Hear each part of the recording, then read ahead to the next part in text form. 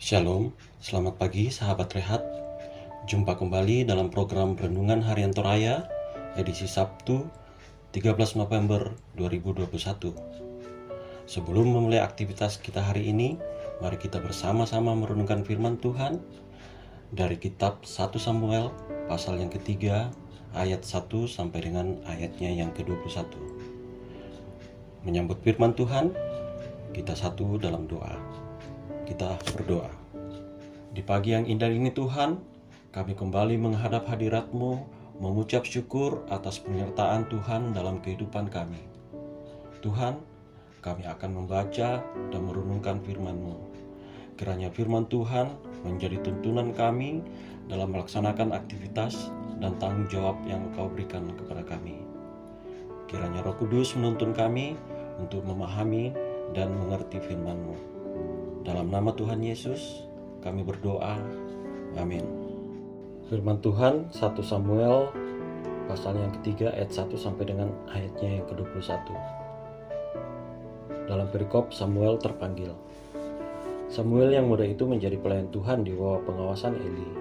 Pada masa itu firman Tuhan jarang, penglihatan pun tidak sering. Pada suatu hari, Eli yang matanya mulai kabur dan tidak dapat melihat dengan baik sedang terbaring di tempat tidurnya. Lampu rumah Allah belum lagi padam. Samuel telah tidur di dalam bait suci Tuhan, tempat tabut Allah. Lalu Tuhan memanggil Samuel, "Samuel," dan ia menjawab, "Ya Bapa." Lalu berlarilah ia kepada Eli, serta berkata, "Ya Bapa, bukankah Bapa yang memanggil aku?" Tetapi Eli berkata, "Aku tidak memanggilmu, tidurlah kembali." Lalu pergilah ia tidur. Dan Tuhan memanggil Samuel sekali lagi. Samuel pun bangunlah, lalu pergi mendapatkan Eli serta berkata, "Ya Bapa, bukankah Bapa memanggil aku?" Tetapi Eli berkata, "Aku tidak memanggil anakku, tidurlah kembali." Samuel belum mengenal Tuhan, firman Tuhan belum pernah dinyatakan kepadanya. Dan Tuhan memanggil Samuel sekali lagi untuk ketiga kalinya. Ia pun bangunlah, lalu pergi mendapatkan Eli serta berkata, "Ya Bapa, bukankah Bapa memanggil aku?" Lalu mengertilah Eli bahwa Tuhanlah yang memanggil anak itu. Sebab itu berkatalah Eli kepada Samuel, "Pergilah tidur, dan apabila ia memanggil engkau, katakanlah, berbicaralah Tuhan, sebab hamba-Mu ini mendengar." Maka pergilah Samuel dan tidurlah ia di tempat tidurnya. Lalu datanglah Tuhan berdiri di sana dan memanggil seperti yang sudah-sudah, "Samuel, Samuel." Dan Samuel menjawab, "Berbicaralah, sebab hamba-Mu ini mendengar." Lalu berfirmanlah Tuhan kepada Samuel, "Ketahuilah, aku akan melakukan sesuatu di Israel, sehingga setiap orang yang mendengarnya akan bising kedua telinganya. Pada waktu itu aku akan menepati kepada Eli segala yang telah kupirmankan tentang keluarganya, dari mula sampai akhir. Sebab telah kuberitahukan kepadanya bahwa aku akan menghukum keluarganya untuk selamanya karena dosa yang telah diketahuinya, yakni bahwa anak-anaknya telah menghujat Allah, tetapi ia tidak memarahi mereka. Sebab itu aku telah bersumpah kepada keluarga Eli bahwa dosa keluarga Eli tak akan dihapuskan dengan korban sembelihan atau dengan korban sajian untuk selamanya." Samuel tidur sampai pagi, kemudian dibukanya pintu rumah Tuhan. Samuel enggan memberitahukan penglihatan itu kepada Eli. Tetapi Eli memanggil Samuel, katanya, "Samuel anakku." Jawab Samuel, "Ya Bapa." Kata Eli, "Apakah yang disampaikannya kepadamu? Janganlah kau sembunyikan kepadaku. Kiranya beginilah Allah menghukum engkau, bahkan lebih lagi daripada itu, jika engkau menyembunyikan sepatah kata pun kepadaku dari apa yang disampaikannya kepadamu itu." Lalu Samuel memberitahukan semuanya itu kepadanya dengan tidak menyembunyikan sesuatu pun. Kemudian Eli berkata, "Dia Tuhan, biarlah diperbuatnya apa yang dipandangnya baik." Dan Samuel makin besar, dan Tuhan menyertai dia, dan tidak ada satupun dari firman-Nya itu yang dibiarkannya gugur. Maka ketahuilah seluruh Israel Maka tahulah seluruh Israel dari Dan sampai Berseba, bahwa kepada Samuel telah dipercayakan jabatan Nabi Tuhan.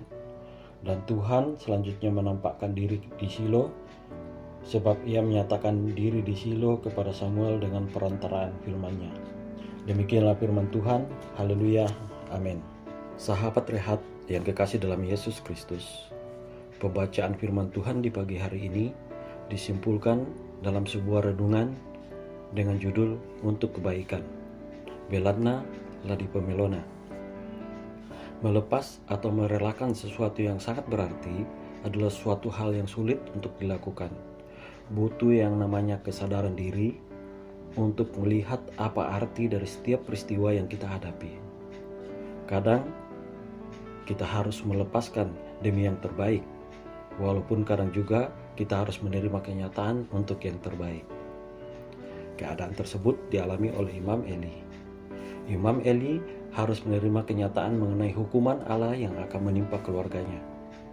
Hukuman itu terjadi bermula karena kelakuan anak-anak dari Imam Eli yang melakukan kejahatan di mata Tuhan. Imam Eli nyatakan tidak mampu untuk mendidik atau menegur kesalahan anak-anaknya. Semua hal itu diketahuinya dari Samuel yang telah menerima berita itu dari Allah. Bagaimana respon Imam Eli saat mendengar hal itu? Apakah ia protes? Respon yang sungguh luar biasa ketika Imam Eli mengatakan, "Dia Tuhan, biarlah diperbuatnya apa yang dipandangnya baik." Imam Eli sungguh mengenal siapa Allah. Ia tahu bahwa Allah tidak akan main-main dengan ucapannya. Sebagai orang yang pernah menjabat sebagai imam, tentunya ia menyadari bahwa hukuman yang dijatuhkan Allah kepada keluarganya adalah baik adanya. Peristiwa ini akan menjadi tanda bagi umat Allah bahwa Allah tidak bermain-main dengan hukumnya. Kepada orang yang dapat dipercaya, Allah menyatakan panggilannya. Hiduplah dalam ketaatan kepada Allah. Terimalah dan jalani setiap hal yang diperhadapkan kepada kita seturut kehendaknya. Nasihat, teguran, bahkan hukuman, mungkin itu adalah yang terbaik. Amin. Mari kita berdoa. Tuhan, kami bersyukur atas firman-Mu hari ini, di mana kami diingatkan untuk terus taat dan menerima otoritas Tuhan, bahkan memahami bahwa Tuhan tidak pernah meninggalkan kami, dan Tuhan juga tidak pernah main-main dengan hukum Tuhan yang Engkau tetapkan buat kami umat-Mu. Melalui Imam Eli, diingatkan untuk senantiasa taat dan menyadari semua perbuatan kami di hadapan-Mu, sehingga kami menjadi anak-anak yang berkenan kepadamu. Engkau kiranya mengurniakan kesadaran kepada kami, pribadi lepas pribadi, bahwa kehendak Tuhanlah yang berlaku atas hidup kami. Ajarlah kami untuk mengerti dan memiliki kesadaran diri untuk melihat apa arti dari setiap peristiwa yang kami hadapi. Ajar kami untuk melepaskan sesuatu yang kami anggap berharga, bahkan juga bisa menerima kenyataan untuk sesuatu yang terbaik menurut kehendak-Mu. Kami berdoa kiranya Tuhan terus memberkati setiap anak-anak Tuhan yang menikmati pertambahan umur, yang boleh menikmati ulang tahun pernikahan, bahkan yang sakit Tuhan pulihkan, yang berduka Tuhan hiburkan. Dan kami berdoa buat saudara-saudara kami yang dalam kesulitan ekonomi, yang dalam pergumulan karena pandemi COVID-19, Engkau hadir sebagai penolong mereka. Tuhan, berkati bangsa dan negara kami, berkati pemerintah kami dari pusat sampai ke pelosok tanah air, dan Tuhan berdaulat dalam usaha penanganan COVID-19. Kiranya dengan izin dan kehendak Allah, pandemi COVID-19 boleh berakhir, dan umat Tuhan boleh dengan lega menjalani kehidupan yang semakin diberkati. Terima kasih Tuhan, berkat-Mu, berkat Tuhan kiranya memampukan kami untuk menjalani kehidupan kami hari ini, untuk mengangkat karya dan pelayanan yang Kau berikan kepada kami.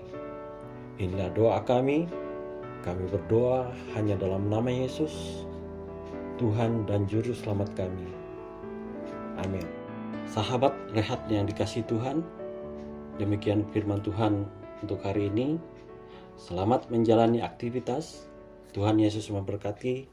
Salam sehat.